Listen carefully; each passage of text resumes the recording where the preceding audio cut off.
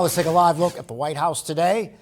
A major development in U.S. trade relations with China. President Donald Trump suggesting this morning that the U.S. should ease tariffs on China. President Trump's remarks coming just ahead of trade talks with China this weekend in Switzerland. In a post on Truth Social, President Trump said, quote, 80% tariffs on China seems high, up to Scott B., referring to the Treasury Secretary.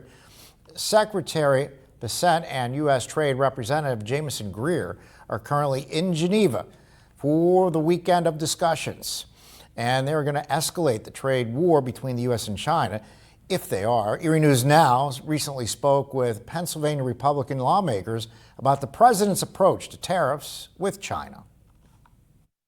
While it's a concern right now, we're not at a crisis situation. We need to get market share in order to support everything that this country is doing, not just here, but also globally. We can't afford not to be there, not just for us, but also not for the rest of the world. We're not going to stop trade with China. Anybody who thinks that's possible, it's very hard to stop trade with China.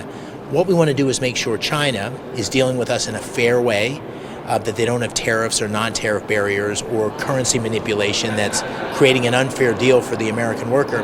We also want to make sure China is not the place where key things to America's security are being manufactured, pharmaceuticals, semiconductors. We can't be dependent on China for that.